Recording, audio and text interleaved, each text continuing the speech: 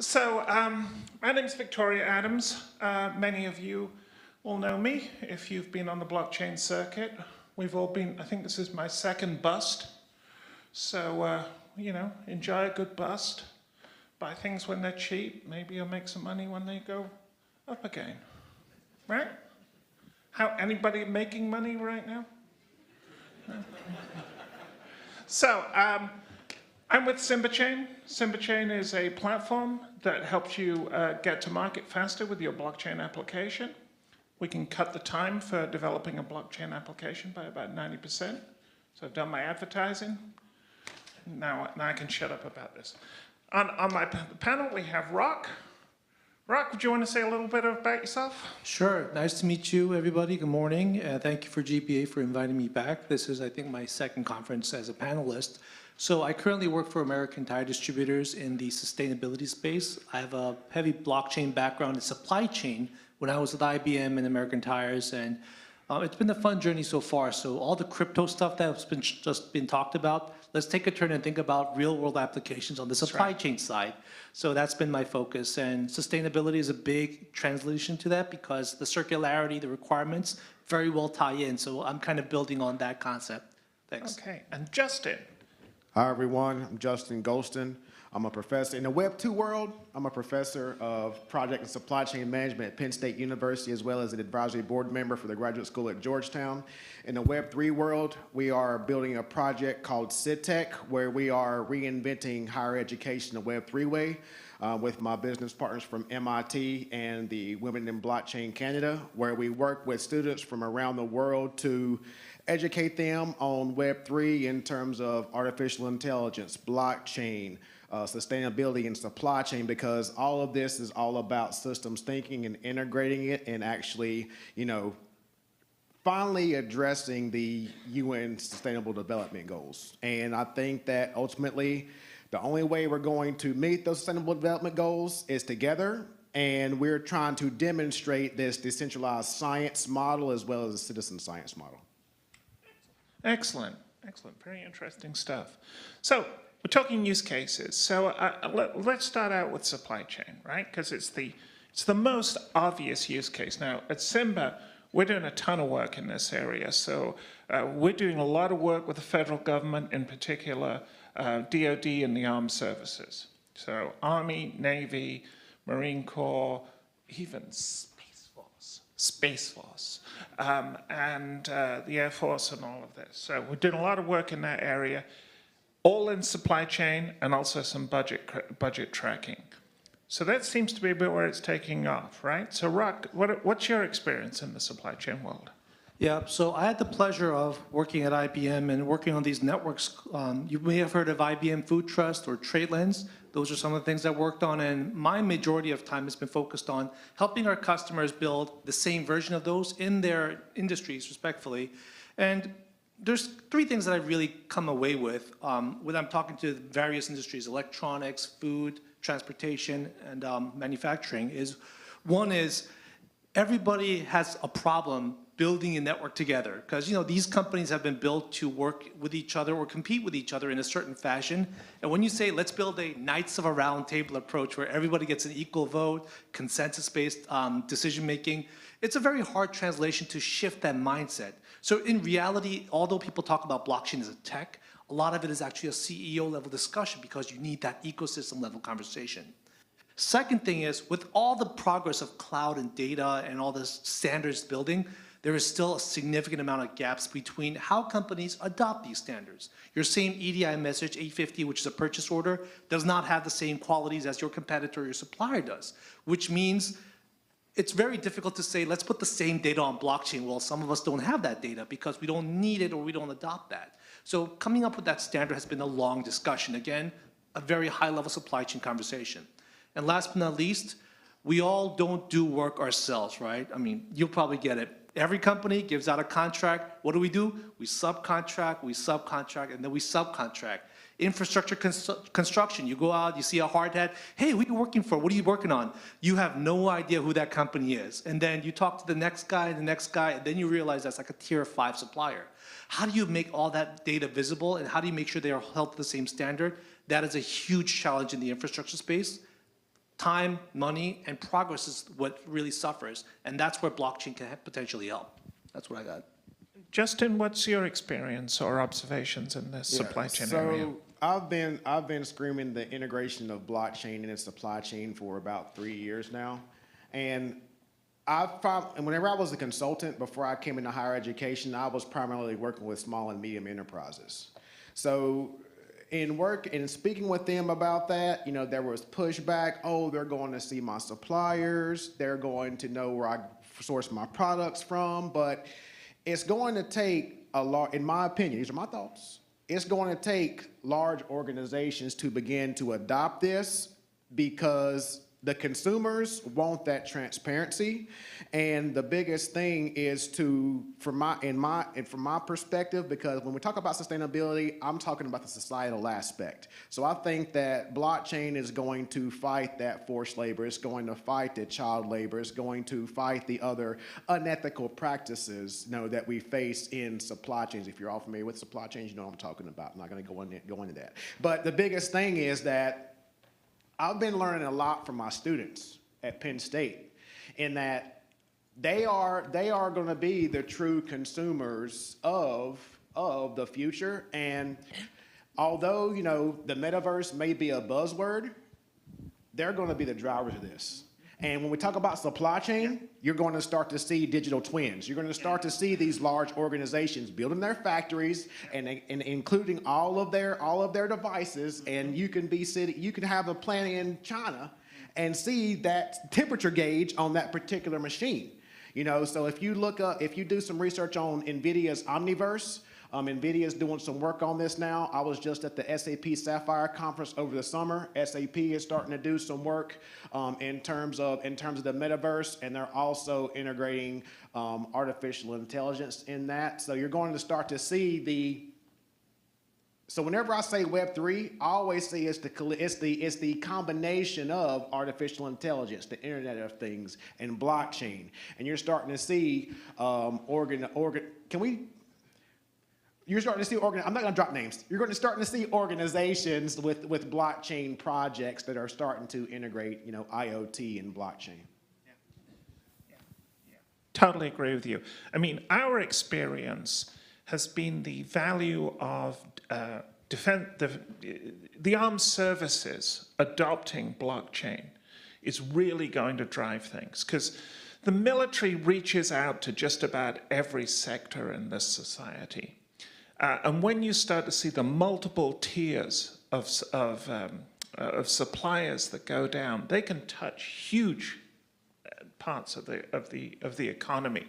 So, for instance, what we're seeing with the Air Force, we did a project with the Air Force and Boeing then subcontracts out, and it goes so far down. Now, being able to track that supply chain and understand what was going on is vital, because they have very little transparency and insight in to what their third or fourth level supplier does. And you can say, well, it's all digital, it's all this information. Well, it's not really, because it's locked up in different siloed systems. And the ability of blockchain to act as an integrator is critical in that. And we've been able to really go far down there. And in that case, we were working both with suppliers that were using, in Boeing's case, Hyperledger, Fabric Hyperledger, which I don't like. IBM. Yeah. Sorry. And Quorum, which I do like. So, you know, we had to build an interface that could pull data from both of those to come out with it. Now, you know, in the military, the classic situation is you order something, and if it doesn't come, you order another one. You don't bother looking where it is in the supply chain. You know, you just order, and you keep ordering them until they come. And the transparency that you could get from a blockchain system could be huge, and that could dramatically reduce costs. It could start to understand how many are going to businesses that are on a blacklist. It could start to go to better understanding about how many disadvantaged businesses are being used within a system. which is going to increase equity in the society. So we're seeing a lot of things like that happen, and that's been our experience of the dynamic forcing function of the military. And we hope soon to be in a position to start building the Air Force's Air Force-wide blockchain that people will then be able to develop these apps on. So I was interested in what you're saying about it's a cultural thing, really. It's getting these guys to work together. And what Justin was saying to you about medium-sized businesses, because you've got this, it's a sort of collective action problem. It's a game theory problem. I wonder if you all could sort of talk a bit about your experiences there. I really like where this topic is going because there's a huge macroeconomic issue that drives this. There's a couple of things. One is, yes, transparency. I've worked with some government agency as well, and the same problem you mentioned is there. But let's look at the world. We're not making more babies. The population of the world is productive population is actually shrinking, which means there needs to be more reliance on systems. And to do that, you need more data exchange. Like truck drivers, I'm in the distribution business. We cannot get enough truck drivers to deliver our product. So how do we make more with what we got is going to be an ecosystem problem than an individual company. You got to work with your suppliers and clients to say, how do we actually drive efficiencies? And to do that, while hitting our bottom line and our social needs, is that you need transparent data. But do you just share data? No, it has to be selective transparency. So you need zero proof knowledge to say, I know it's a true process there and there's transparency in the product moving, so I know where it's going to come. But I don't need to know who delivers that because that's a contractual obligation. I'm not going to share my tier 2 supplier because that disintermediates me, right? So being able to balance the data transparency with the need for automation and reliance on systems, and then keep practical business flowing, meaning profitable, well-funded projects to deliver needs. That is what I believe a strong mission to push forward this type of blockchain architecture. We're not going to say Hyperledger Fabric or EEC is going to be the right way. Those are very early, and we have to see them evolve to be more efficient, much like you saw the Ethereum merge. But those topics will continue to evolve this conversation, and I think there's a strong balance that's going to happen in the supply chain world to make this happen. Justin, what do you think? You brought up a term, game theory, and if we look at the crypto space, it's mostly based on game theory. But in order to that point, in order to get adoption, we as leaders have to kind of have that game theory mindset, where we can say, okay, how can my small, medium, and large suppliers and customers benefit from putting their information on the blockchain, sharing that information on the blockchain?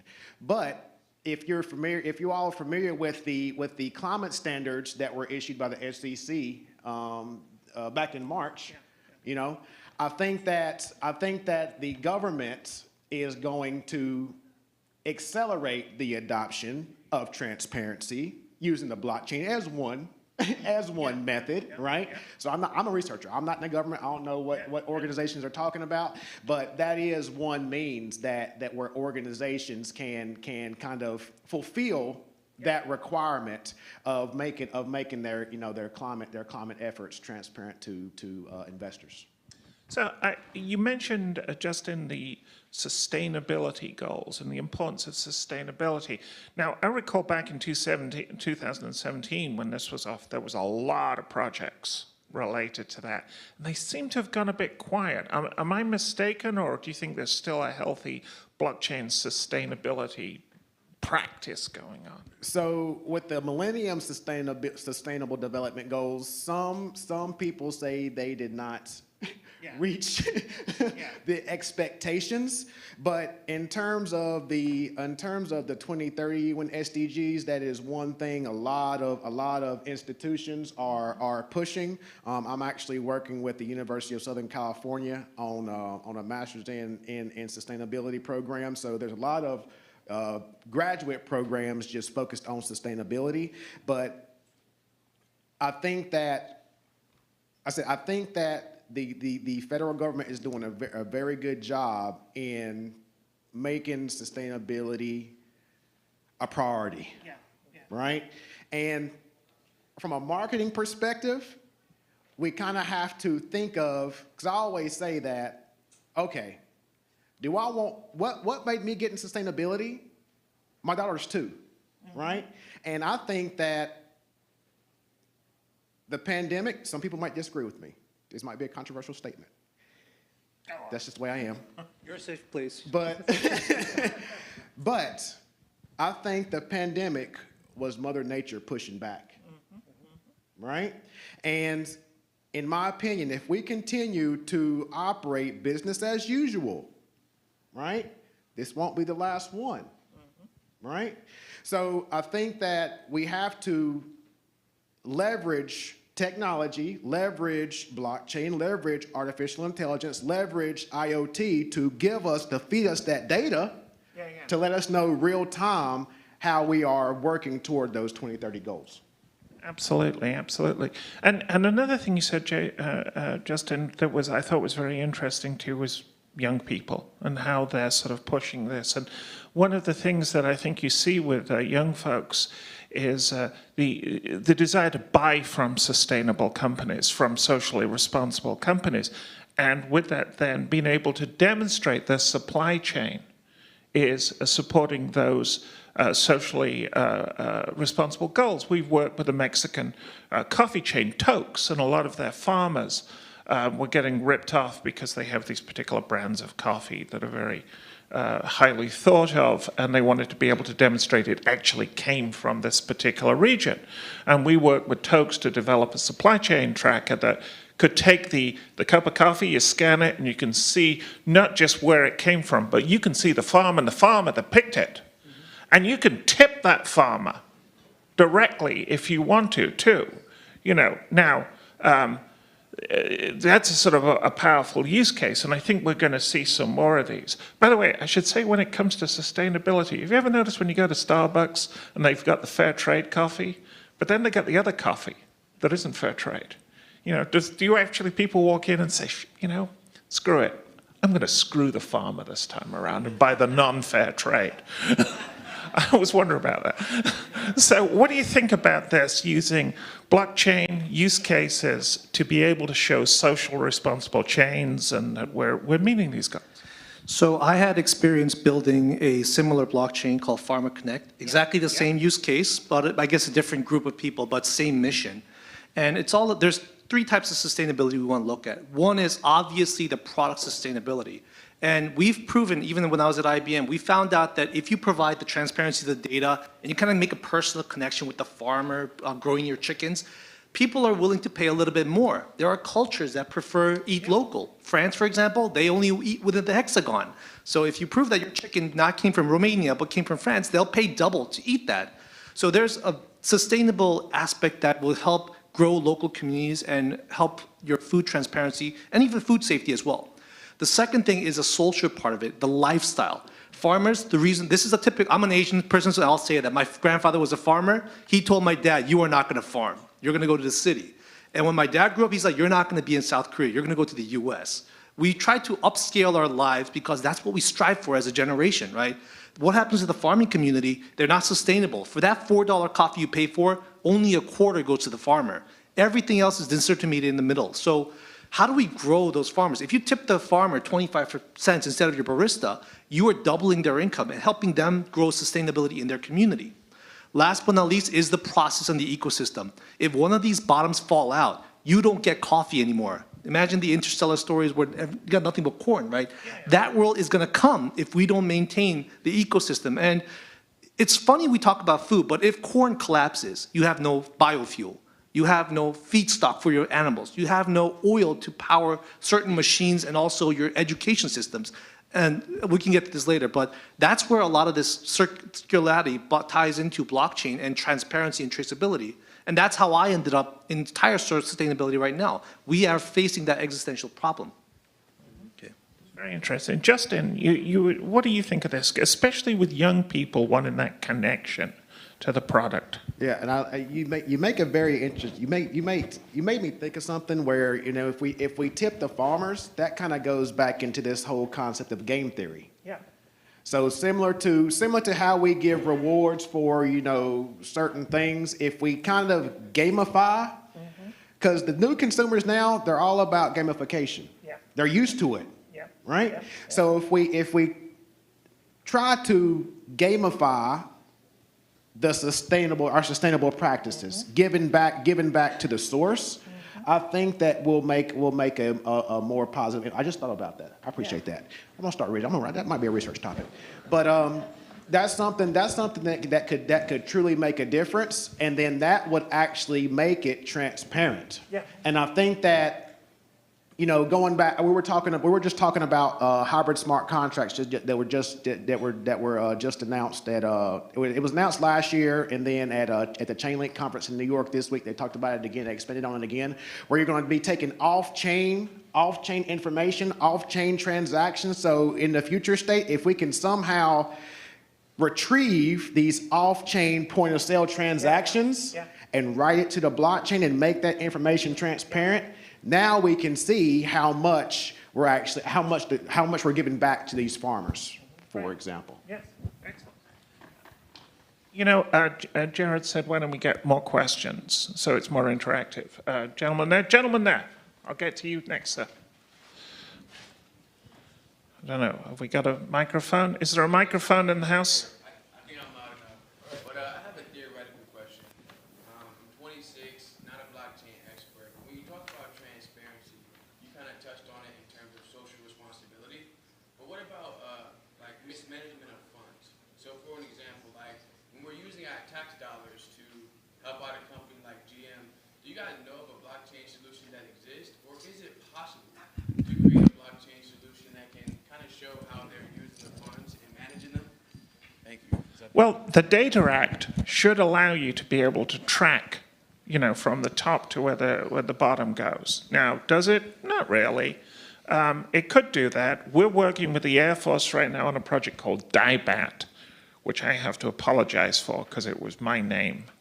Somebody said, come up with a name. And I said, digital budgeting, DIBAT, which can track funds as they go down, and that digitizes the dollar. So that is the kind of thing that you could do. Now, it hasn't been done. It hasn't been done because the federal budgeting system is something held together with sealing wax and string and all kinds of old creaky tools. And it's just very difficult to do that. I mean, look at all the money that was lost during the pandemic from fraud. Now, I personally think that's the cost of doing business, right? You give people a lot of money, you lose a lot of money. It was important to get the money out. But on the other hand, because we have such a creaky system, it's inevitable you're going to get fraud. And also, because we have 50 state systems, that most of that money flushes through. And because state governments are frequently very hard done to on resources, it's even more difficult.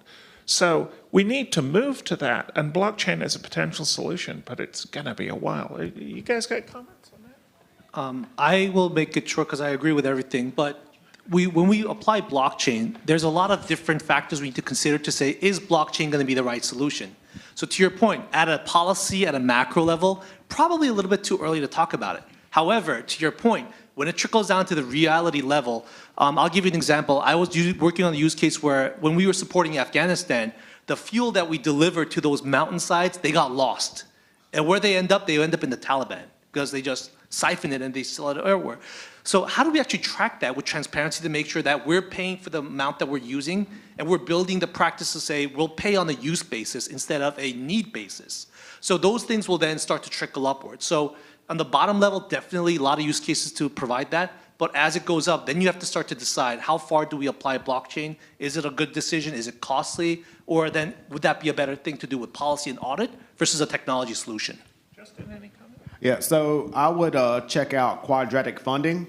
That's one thing that's beginning to be used within the Web3 space. Also look up Gitcoin, because Gitcoin actually uses a quadratic funding type mechanism to actually fund projects. So yeah, check out quadratic funding. Great. This gentleman here was next, and then you, sir. Hello.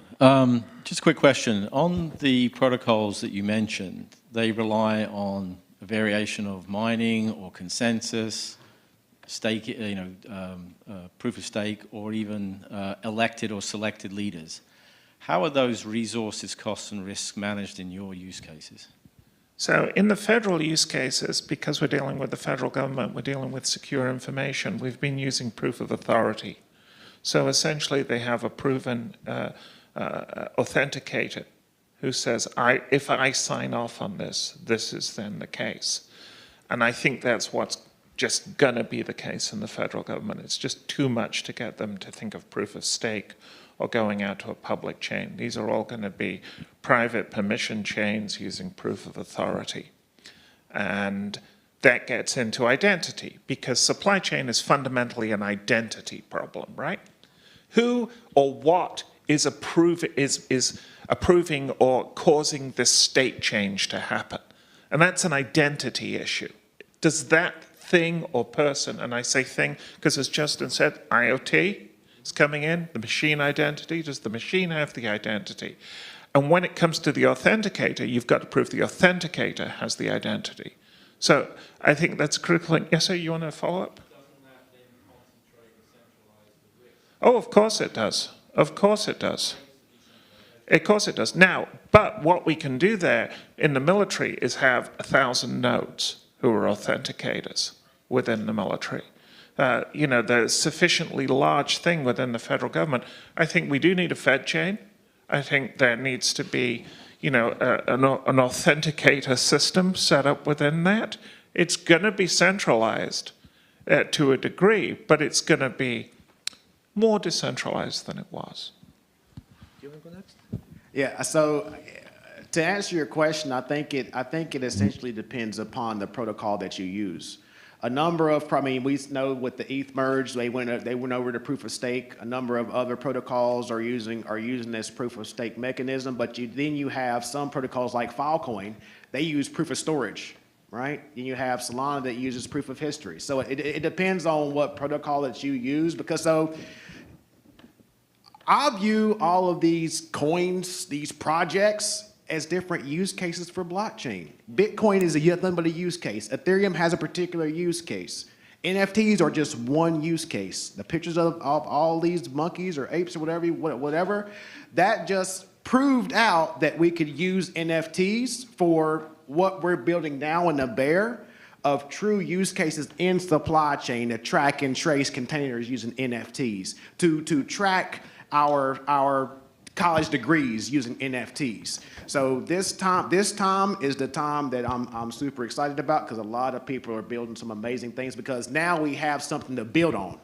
In the last bear market, we really didn't have anything. Now we have actual tools to build upon, and those people that are going to emerge are the ones that's going to bring the tooling. It's like bringing the shovels to the gold rush. That's where we're at right now. Yeah. So, yeah, going back to your protocol question and decentralization I think we're a little bit overwhelmed and spoiled by the cryptocurrency discussions, because you talk about proof of stake, proof of work, but there's a lot of different algorithms that you could use for consensus. When in the commercial world, B2B, there are only two players that approve of the transaction, the buyer and the seller. And if we two agree, then we write it on the blockchain. Believe it or not, there's so much problems between those two parties alone to even agree upon a standard. But having said that, you know, it'll depend on how you want to design the algorithm and the network, as Justin mentioned. The other thing is that doesn't mean there's a higher risk of failure, because as Tori mentioned, that how you design the nodes and how you find the fail-safe and the auditing, that is going to be a huge discussion, and that's where it really, really takes a lot of time. Who has the right to audit this transaction? Who has the right to review it? Who corrects it? That is where the crux of the conversation happens. The technicality of the protocols, that's a very short discussion, because we all know what we want. Really, you know, and as Justin was just saying about the whole Bored Ape NFTs, if I get a time machine, yeah, you know, one of the things I'm going to do, well, actually, the first thing I'm going to do is I'm going to go back and stop someone from inventing auto-tune. Then I'm going to go back, buy some Bitcoin. Then I'm going to go and buy some Bored Apes. And then I'm going to kill baby Hitler, because I've got my priorities in order. Gentleman with the white shirt. So in terms of the consensus mechanisms, there's going to be some mechanisms that come up in the healthcare space that we're starting to see in the space, but that's just not an ad. That's all. Go ahead. Yeah, so thank you. My name is Alex. I'm here representing the Utah Blockchain Coalition. And I've got a 20-year history in the DoD, 2 branches I've served in. 10 years ago, I got out, studied aerospace, and so I've worked for 3 or 4 DoD contractors now, legacy contractors, and I work with a lot of databases. So I'm hearing this, and when I think of a database and database integrity, state change, and those things that you're mentioning, and the abuse that we've seen of NFTs and their use cases, a database is only good as its data going in and data coming out. The most elegant and efficient, immutable one that I know of is Bitcoin, because basically the only thing I can put in is the address. So how do we maintain the data integrity, the state change, when we have a bunch of enlisted members, roughnecks, out there with a bunch of nodes putting data in and data out? Yeah. Well, that's a Good problem. question.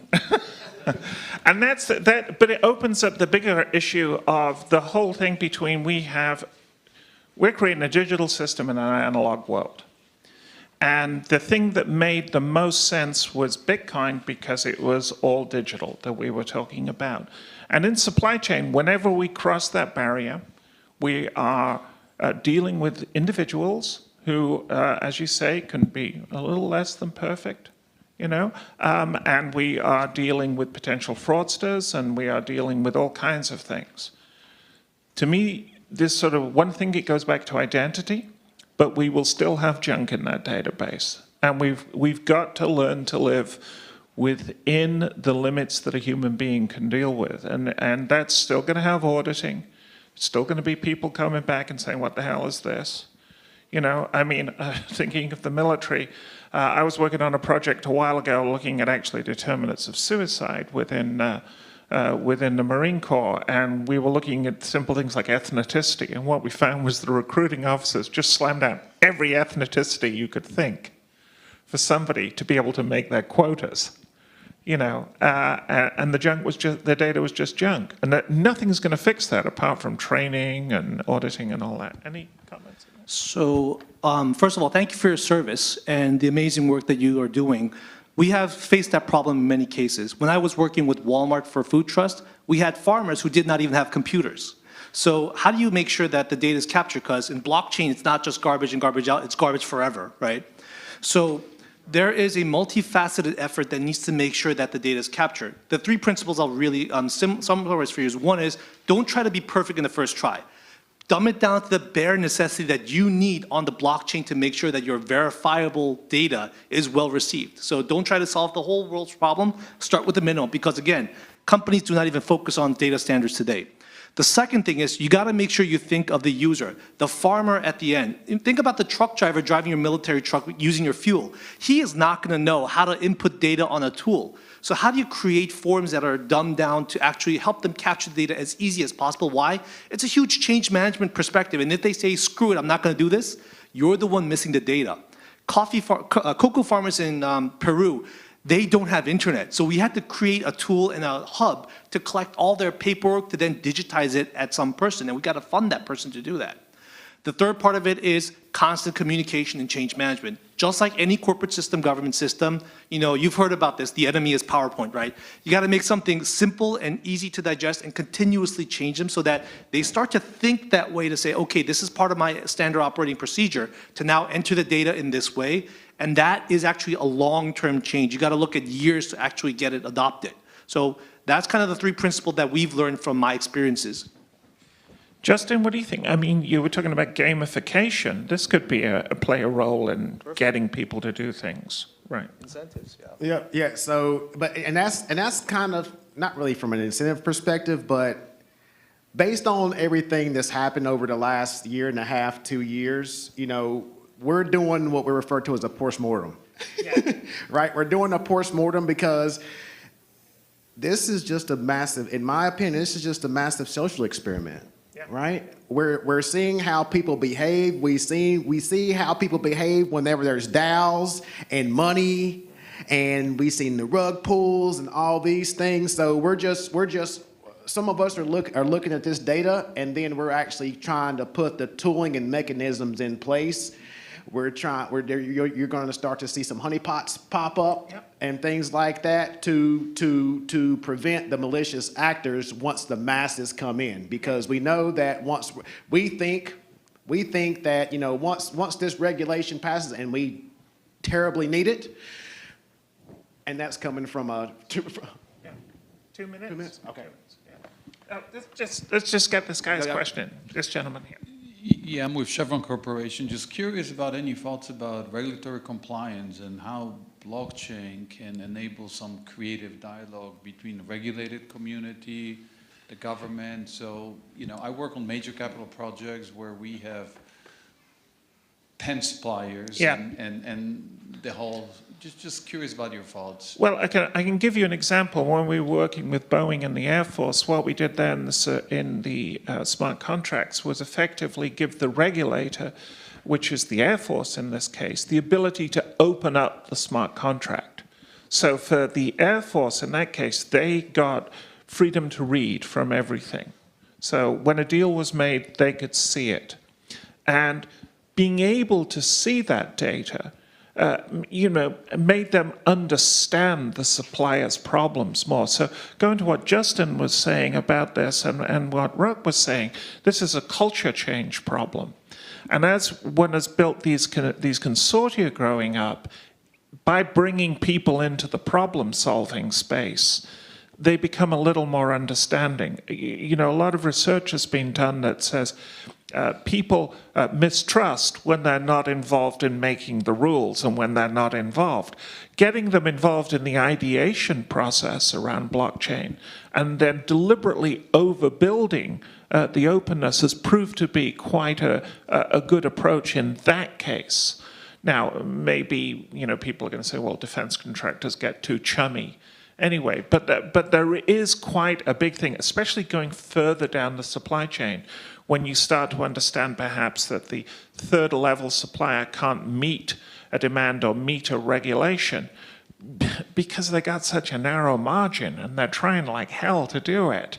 And they're cutting things here, but they're getting there. And that, being able to expose that information, I think helps. I'll just do one quick sentence, and we face this in our industry as well. The government will never know your industry as good as you do. So you should self-regulate before the government starts regulating you. Imagine like your dad, right? Your dad doesn't know what you're doing, but you want to make sure that you're showing a good example.